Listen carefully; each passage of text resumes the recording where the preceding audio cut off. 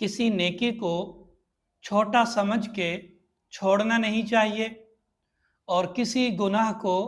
چھوٹا سمجھ کر کرنا نہیں چاہیے۔ ایک حدیث میں نبی پاک صلی اللہ علیہ وسلم نے حضرت عائشہ صدیقہ رضی اللہ تعالی عنہا سے فرمایا، ایاکی ومحقرات الذنوب فإن لها من اللہ طالبا، کہ چھوٹے چھوٹے گناہوں سے بچو، اپنے آپ کو ان گناہوں سے بچا کے رکھو، کیونکہ اللہ تبارک و تعالیٰ کی طرف سے پوچھ ہو سکتی ہے، اور اگر اللہ تبارک و تعالیٰ کی طرف سے پوچھ ہو گئی تو ہمارے پاس کوئی جواب نہیں ہوگا۔ ایک اور حدیث میں آتا ہے کہ ایک دفعہ حضرت عائشہ صدیقہ رضی اللہ تعالی عنہا نے نبی پاک صلی اللہ علیہ وسلم سے پوچھا کہ قرآن پاک کی ایک آیت ہے کہ وَأَمَّا مَنْ أُوتِيَ كِتَابَهُ بِيَمِينِهِ فَسَوْفَ يُحَاسَبُ حِسَابًا يَسِيرًا، کہ جس شخص کو اس کا نامہ اعمال داہنے ہاتھ میں ملا تو اس سے آسان حساب ہوگا، ہلکا حساب ہوگا۔ حضرت عائشہ صدیقہ فرمانے لگیں کہ ایک طرف یہ آیت ہے، دوسری طرف آپ کا ارشاد ہے کہ من نوقش عذب، کہ جس سے مناقشہ ہو گیا تو اس سے ضرور بضرور اسے عذاب ہوگا۔ تو حضرت عائشہ صدیقہ فرمانے لگی کہ اس آیت اور آپ کے ارشاد میں کیسے تطبیق ہوگی؟ اس پر نبی پاک صلی اللہ علیہ وسلم نے فرمایا کہ یہ جو آیت میں حساب یسیر، ہلکا حساب، آسان حساب کا ذکر ہے، اس سے مراد عرض اعمال ہے، اللہ تعالیٰ کے حضور صرف پیش ہونا ہے، کہ ایک شخص ہے، اس کا نامہ اعمال اللہ تعالیٰ کے حضور پیش ہوگا، اللہ تبارک و تعالیٰ اس کے نامہ اعمال میں نظر فرمائیں گے اور کچھ پوچھے بغیر آگے کر دیں گے، تو یہ ہے حساب یسیر۔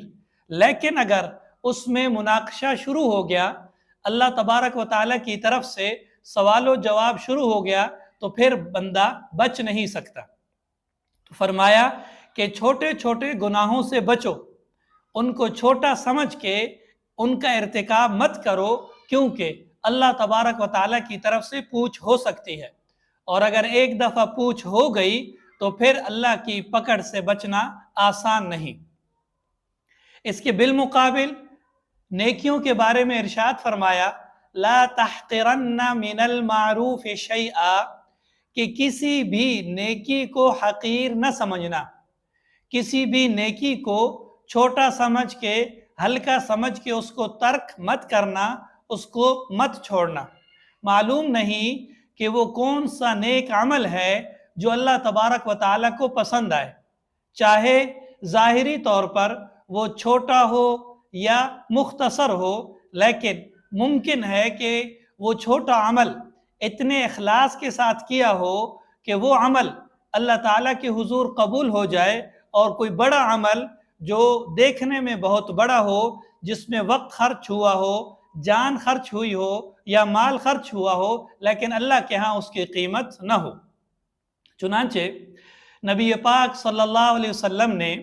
بنی اسرائیل کی ایک بدچلن عورت کا ذکر کیا کہ اس کی عادت اور اخلاق اچھے نہیں تھے، معاشرے میں اس کا کردار درست نہیں تھا، لیکن ایک دفعہ وہ کسی جنگل سے گزر رہی تھی، وہاں پر اسے ایک پیاسا کتا نظر آیا کہ شدت پیاس سے اس کی زبان منہ سے باہر نکل رہی تھی۔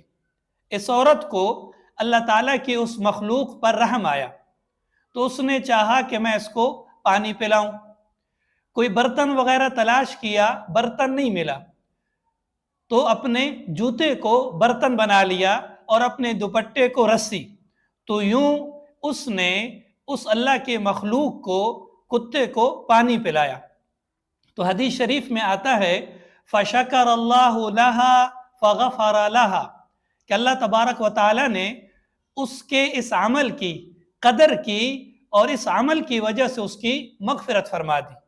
تو دیکھیں، ایک طرف اس عورت کی پوری زندگی ہے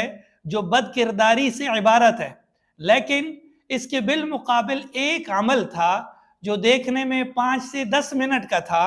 لیکن بڑے اخلاص کے ساتھ تھا، صرف اللہ تعالیٰ کی رضا کے لیے تھا،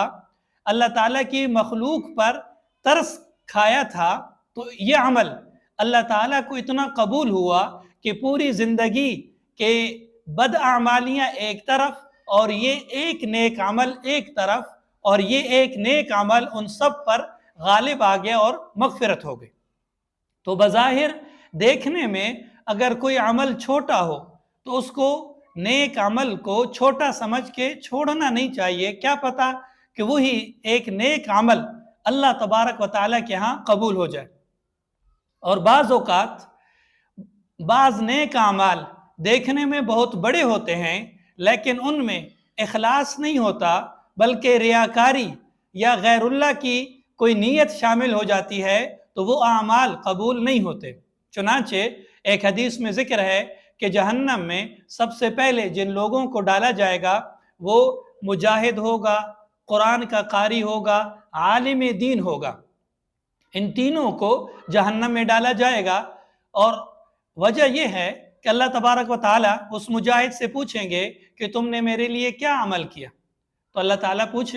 تو یہ عرض کرے گا کہ اللہ تعالیٰ آپ کے راستے میں جہاد کیا، آپ کی دین کی بلندی کے لیے قربانیاں دی، یہاں تک کہ اپنی جان کا نذرانہ پیش کر دیا۔ تو اللہ تعالیٰ فرمائیں گے تم جھوٹ بولتے ہو، یہ تم نے صرف اس وجہ سے کہا تھا، اس وجہ سے یہ کام کیا تھا کہ تمہیں مجاہد کہا جائے، تمہیں بہادر کہا جائے، تو وہ تمہیں کہہ دیا گیا، لہٰذا فرشتوں کو حکم دیا جائے گا کہ اس کو جہنم میں لے جاؤ۔ یہی حال قاری قرآن اور عالم دین کے ساتھ ہوگا کہ انہوں نے اپنی پوری زندگی قرآن پاک کی تلاوت میں گزار دی یا دین کی اشاعت میں گزار دی، لیکن اخلاص نہیں تھا، کوئی اور نیت شامل ہو گئی تھی، تو بظاہر بہت بڑے اعمال تھے جو پوری زندگی پر حاوی تھے، پوری زندگی انہی اعمال میں گزری، لیکن اخلاص نہیں تھا تو اللہ تعالیٰ کے ہاں قبول نہیں ہوئے۔ تو لہٰذا اللہ تبارک و تعالیٰ کے حضور ہمیں معلوم نہیں کون سا عمل قبول ہو جائے، تو چھوٹا عمل ہو یا بڑا عمل ہو، اخلاص کے ساتھ اللہ تعالیٰ کے حضور پیش کیا جائے۔ کوئی بھی چھوٹا عمل اس کو چھوٹا سمجھ کے چھوڑنا نہیں چاہیے، اور اعمال میں جو وزن پیدا ہوتا ہے وہ اخلاص کے ساتھ ہوتا ہے۔ ایک دفعہ نبی پاک صلی اللہ علیہ وسلم نے حضرت معاذ بن جبل رضی اللہ تعالی عنہ کو نصیحت فرمائی، اخلص عملک یکفک القلیل،